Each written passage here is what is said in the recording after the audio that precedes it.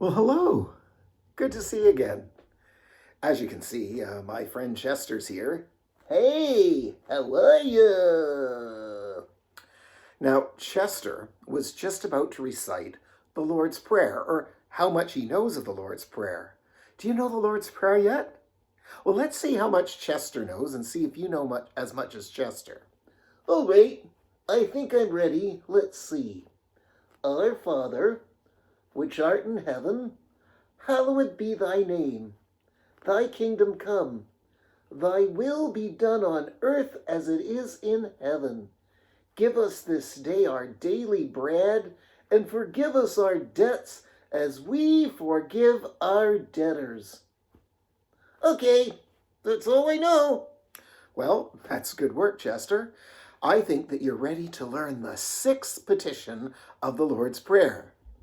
Sixth petition? What's a petition? Well, a petition is something that one asks for. Oh, cool. Well, what were the other 5 petitions if this is going to be the 6th? Well, you just said them. Number 1, hallowed be thy name. Number 2, thy kingdom come, or your kingdom come. Number 3, thy will be done on earth as it is in heaven. Number 4, give us this day our daily bread. That means our food, our needs. And number 5, forgive us our debts as we forgive our debtors. Oh yeah, I just said all that. So what is the 6th petition? Well, the 6th petition is from Matthew chapter 6, verse 13, and it's this one. And lead us not into temptation, but deliver us from evil. Some versions say, deliver us from the evil one, which means the devil or Satan. Temptation? What's that? And deliver us from evil? My dad sometimes orders groceries online and has them delivered to the house. Are we praying that God would deliver us to someone's house? No. In this case, deliver means that we are praying that God would rescue us from evil. Deliver means to be rescued, to be saved. What's evil? Well, evil is sin. We're praying that we'll be rescued or saved from sinning against God. What's temptation? Well, I'll tell you what. The next catechism question is, what do we pray for in the 6th petition? And let's look at the answer that the catechism gives. What is it? Well, here it is. In the 6th petition, which is, and lead us not into temptation, but deliver us from evil, we pray that God would either keep us from being tempted to sin or support and deliver us when we are tempted. That sounds even harder. What does it mean? Well, I'll go through it little by little, and you say stop when you hear something you don't understand. All right. Okay. In the 6th petition, which is, and lead us not into temptation, but deliver us from evil, we pray that God would either keep us from being tempted to sin. Stop! What does tempt mean? And why do we ask God to keep us from it? Well, to tempt means to entice, to persuade, to convince someone to do something that is wrong. For example, in the Bible, in the book of Genesis, the serpent tempted Eve to eat of the forbidden fruit by lying to her and saying that eating of the forbidden fruit would make her like God. And sometimes you might be tempted by some of your friends. You might be at the store with your friend, and your friend tries to tempt you to steal some bubble gum by saying, think of how good it will taste. And no one will find out. And the owner of the store is a really mean guy and deserves to have something stolen on him. So he says all these things to tempt you or entice you or persuade you to do something that you should not do. So we're praying that God would keep us away from temptation or persuasion to sin? Yes. In Psalm chapter 19, verse 13, David prays, keep your servant also from willful sins. May they not rule over me. Then I will be blameless, innocent of great transgression.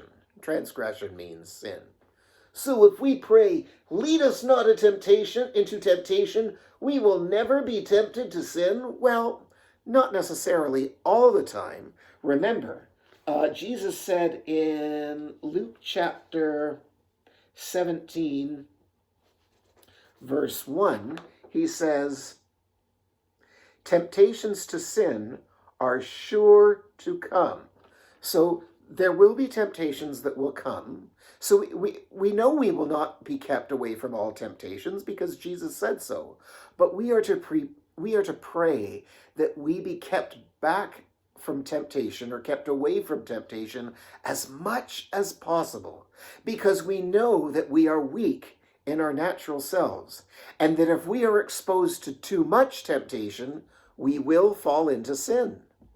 Matthew chapter 26, verse 41, Jesus is talking here, and he says, watch and pray, lest you enter into temptation. The spirit indeed is willing, but the flesh is weak. And Jesus was talking to his very own disciples when he said that. So our spirits, even when we're born again, even when we're saved, our spirit wants to obey the will of God. But our flesh, our natural self is weak. And so if we're exposed to too much temptation, we'll fall into sin. So sometimes we'll be tempted, even though we pray that we won't be tempted. Well, sometimes. But even then, we also pray that God would deliver us or rescue us from evil, or the evil one, that is the devil or Satan. You see, the rest of the catechism goes like this. In the sixth petition, which is, and lead us not into temptation, but deliver us from evil, we pray that God would either keep us from being tempted to sin, or support and deliver us when we are tempted. So if we are tempted, we pray that God will support us. What does support mean? Well, support means to hold something up. When God supports us, it means that he holds us up through temptation and gives us the strength to resist it, to stand up to it, and not fall into sin. That's why the Apostle Paul says in 1 Corinthians chapter 10, verse 13, no temptation has overtaken you, except such as is common to man. But God is faithful, who will not allow you to be tempted beyond what you are able, but with the temptation will also make a way of escape, that you may be able to bear it. So even when temptation does come, God is going to give us a way out, a way of escape. He's going to strengthen us and support us so that we will not fall into sin if we're following him. And then in John chapter 17, verse 15, Jesus says, I do not pray that you should take them out of the world. Now Jesus is praying to the Father, and he's saying, I do not pray that you should take them out of the world, but that you should keep them from the evil one. And Jesus is praying to his Father for his disciples, for those who follow him. And if Jesus wanted us to be completely free from all temptation, well, then he might as well take us to heaven immediately after we became Christians. But he leaves us in the world and prays that his Father would keep us from the harm of the evil one, that is, the devil. Sometimes temptations are ways in which God tests us to help us grow spiritually strong. In James chapter 1, verses 2 and 3, we read this. My brethren, that means my brothers, count it all joy when you fall into various trials.